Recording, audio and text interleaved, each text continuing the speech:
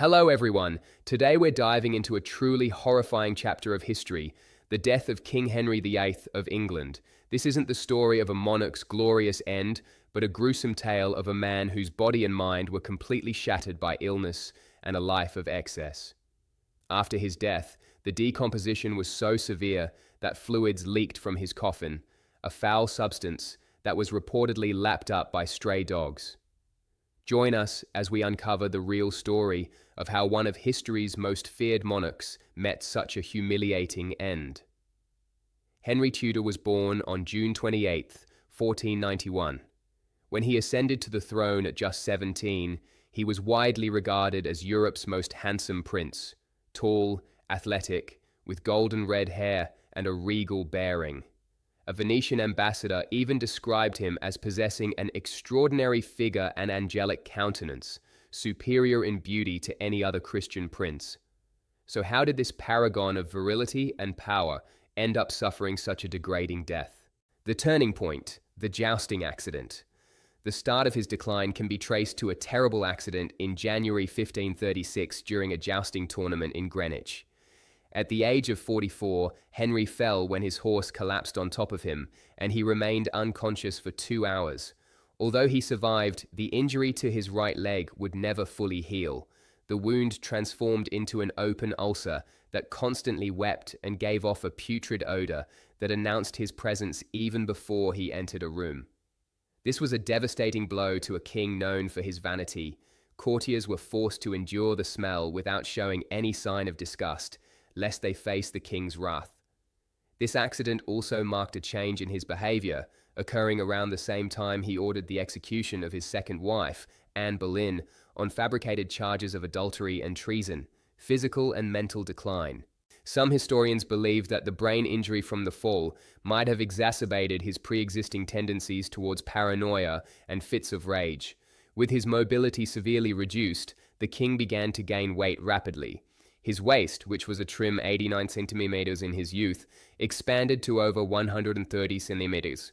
He eventually weighed more than 180 kilos, becoming so obese that he had to be moved between his royal apartments using a specially designed pulley system. The door frames in his palaces even had to be widened to accommodate his massive size. His poor diet, which included around 5,000 calories a day, primarily from red meat with very few vegetables, combined with his forced inactivity, dramatically accelerated his physical decay. The ulcers on his legs grew worse over time. His physicians tried various treatments that we now know were harmful, cauterizing the wounds with a hot iron, applying mixtures containing arsenic and mercury, and regular bloodletting, which only weakened him further. The wounds became so severe that his bones were visible through the rotting flesh. The smell was so nauseating that his presence could be detected 3 rooms away. At 49, Henry married Catherine Howard, a young woman of only 19. He described this marriage as a return to youth. However, the age difference and his physical condition made the union a grotesque spectacle. Catherine, unable to bear her deformed and foul-smelling husband, sought comfort in the arms of a young courtier. When the affair was discovered, the king ordered the execution of both. His last marriage to Catherine Parr in 1543 was more a political arrangement than a romantic one. Catherine took on the role of a nurse more than a wife, caring for the dying king with a surprising level of devotion, given the fate of her predecessors. The final years of a tyrant. In his last years, Henry suffered from numerous medical conditions. Modern experts believe he likely had diabetes, severe gout, hypertension, and heart failure. Some also suggest syphilis, though this diagnosis is debated by many historians. This combination of diseases turned his final years into a continuous torment. Contemporary accounts describe how the king would alternate between moments of unbearable pain, during which he would scream and curse everyone around him, and periods of deep melancholy, when he remained motionless for hours. Henry's paranoia intensified along with his physical suffering. The once brilliant statesman became obsessed with imaginary conspiracies, executing close friends and loyal advisors based on unfounded suspicions. Terror dominated the court, as an ill-considered comment or misinterpreted look could result in an accusation of treason.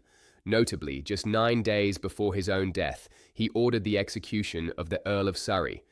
His fear of being poisoned became an obsession. He implemented an elaborate food security system that required servants to taste each dish before it reached his table, and all utensils were meticulously inspected. This fixation may have been a symptom of his growing mental instability or the result of recurring minor strokes. As the end approached, Henry's suffering reached almost unimaginable levels. In his final months, he could barely move even with help. Gangrene had set in his legs, further intensifying the already unbearable odor. The royal court became a place of miasma and whispers, with courtiers covering their noses with perfume-soaked handkerchiefs while forcing themselves to remain in the king's presence. During his final winter in 1546-1547, the king's health deteriorated rapidly. He suffered from recurrent fevers, likely due to septicemia from the numerous infections in his body. His breathing became increasingly difficult, and episodes of delirium were frequent. Witnesses reported that during these moments, the king often murmured the names of his deceased wives, particularly Jane Seymour, who died after giving him his only legitimate son, and possibly Anne Boleyn, whose ghost was said to torment him. Curiously, despite his obviously terminal condition, no one at court dared to suggest that the king was dying. English law considered it treason to predict the monarch's death, so physicians and courtiers maintained the facade that his recovery was possible, even when the smell of decomposition was already emanating from his still living body. The funeral and legacy. On January 27, 1547, realizing his end was near, Henry finally allowed Archbishop Thomas Cranmer to be summoned to his bedside. Unable to speak, he squeezed Cranmer's hand when asked if he was dying in the Christian faith. This was his last conscious gesture. In the early hours of January 28th, at the age of 55, the once powerful king breathed his last. But the indignities did not end with his death. Due to his enormous size, a special coffin had to be constructed to contain his remains. Preparing the body for the funeral was a horrifying challenge for the royal embalmers. The embalming process at the time was rudimentary, primarily involving the removal of his internal organs and filling the cavities with aromatic herbs. In the days that followed, while the body awaited the state funeral, one of the most macabre episodes associated with Henry's death occurred. The coffin, which was inadequately sealed to contain the gases and fluids of decomposition, began to leak while it rested in the chapel of Can Abbey. Contemporary accounts describe a disturbing scene. Cadaveric fluid trickled onto the chapel floor where it was discovered by stray dogs that licked up the putrid substance. This story, recorded by chroniclers, represents a profoundly humiliating end for a king who had built his image around power, majesty, and divine authority. The mighty Henry, who had defied the Pope, redefined English religion, and sent 2 wives to the scaffold, ended as a mass of putrefied flesh. His body, once the embodiment of divine authority, was violated by street animals. The funeral finally took place on February 16, 1547, nearly 3 weeks after his death. Despite the unbearable smell emanating from the coffin, the ceremonies were conducted with all the pomp expected for such a powerful monarch.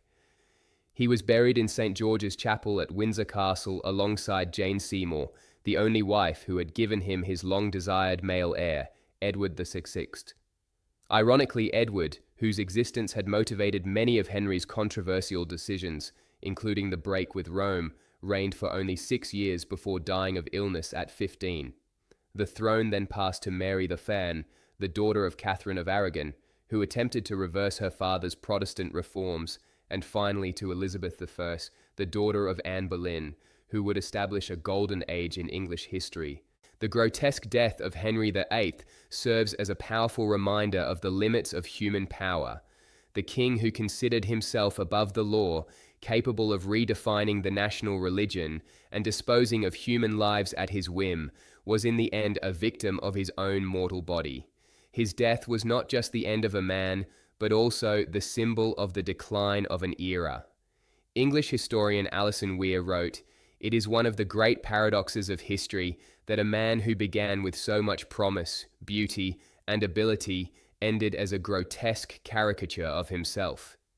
Tormented by physical pain and mental instability, feared and flattered by those around him but rarely truly loved, the transformation of Henry VIII from an ideal Renaissance prince to an obese and sick tyrant remains one of the most fascinating case studies of how absolute power, combined with chronic pain and progressive disease, can transform an individual.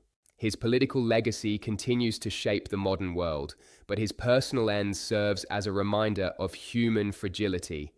The final moments of Henry's life, with his labored breathing and deformed body, stand in dramatic contrast to the official portraits that show him in all his royal majesty.